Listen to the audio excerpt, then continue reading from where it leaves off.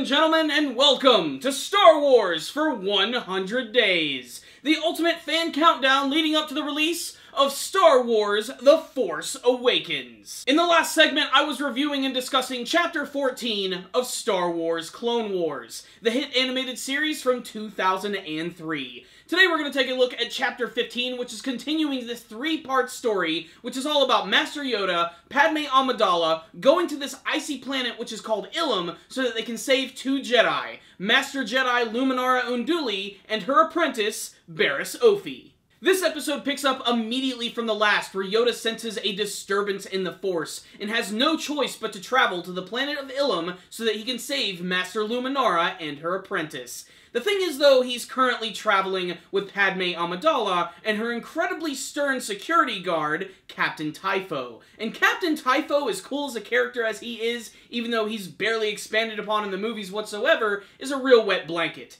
He does not want to go out of his way to go and help these Jedi whatsoever. Apparently, they have an even more important mission. The thing is, we never figure out what that mission is, so we're going to focus on the story at hand. What is really cool, though, is at the beginning of the episode, we get to see Yoda using a classic Jedi mind trick to trick Captain Typho into getting them to go to this planet. What's really fun about this scene is that Padme Amidala is actually along for the ride. She's actually endorsing the fact that Yoda wants to go after these Jedi, and she seems to be pretty down with the plan. She seems really excited for a big adventure as well, as when they actually arrive at the planet of Ilum, she gets all decked out in her snow gear, but Yoda assures her that she should stay behind. This does disappoint her a little bit, but he does promise if he needs any help, he will give her a call. It's also worth noting that this is one of the few episodes of Clone Wars which actually focuses on the character of Padme a little bit, and honestly that is refreshing because she only made one appearance in the very first episode of Clone Wars, which was a non-speaking role.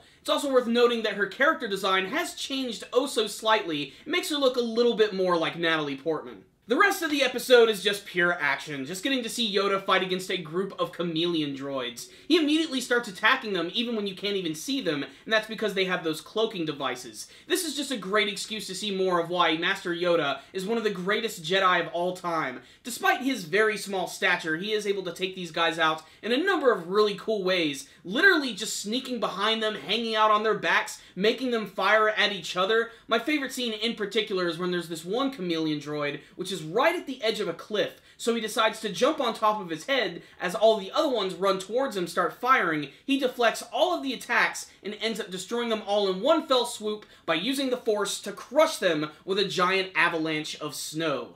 Yoda really is a freaking beast. The episode ends with Yoda finding his comrades who are still using the power of the Force to keep themselves from being crushed by all of these massive rocks. Yoda decides to join in, and that's the end of this chapter. This is definitely one of the more unique episodes of Clone Wars. I thought that the first time I saw it, and I'm thinking it now. The fact that it's actually focusing on the character of Padme, I think is actually a really good thing to do, because in the movie versions, I just didn't really care for her character all that much. But seeing the more adventurous, fun side of Padme in this episode is really fun, and a lot of that is actually going to come to fruition in the next chapter of Clone Wars. But Yoda is freaking fantastic. I love him in the Clone Wars series, especially the way he looks in his badass hooded cloak as he's fighting against all of these amazingly cool-looking droids in this snowy setting. It's really impressive, and we really get to see a lot of his speed and agility in action in this chapter of Clone Wars. Fans of R2-D2 and C-3PO will also enjoy this episode, as we do get a little bit of banter between them, and despite the fact that Captain Typho is in this episode, he doesn't really do much. Just like the prequel movies. But hey, he's got a cool eye patch. And just like the prequel trilogy, the Clone Wars series makes sure not to overuse Yoda too much. Whenever he does have an action scene, it's always really impressive and always very memorable. This is just like his battle with Count Dooku, or his assault on the Jedi Temple, or his battle with Darth Sidious. It's kind of on that level. I'm really enjoying it, and I love the fact that he has such a strong, almost grandfather, like granddaughter relationship with Padme, which is something we don't see in the movies too often, but it's obvious that they have a very nice relationship with each other. It's almost a little surprising that since he had such a close relationship with Padme and Anakin, he never put two and two together and realized that they were actually secret lovers. What I will say is, this chapter of Clone Wars is very exciting, another great showcase of Master Yoda, and one of the more memorable episodes from the second season of Clone Wars. This is all building up to an amazing climax, which I don't want to talk about quite yet, because we know that a big duel between Asajj Ventress and Anakin is coming up, and of course we're going to get to see the introduction, the grand introduction, of a certain droid general who has a major appearance in Star Wars Episode 3. But this episode right here is fantastic, just like the rest. Really sharp writing, amazingly beautiful animation, and just a great showcase for the Star Wars universe. So if you're a fan of Yoda, you like Padme Amidala, check out this episode. It's pretty freaking exciting. And it's still not the end of this three-part story, which is all going to culminate in the next chapter of Clone Wars.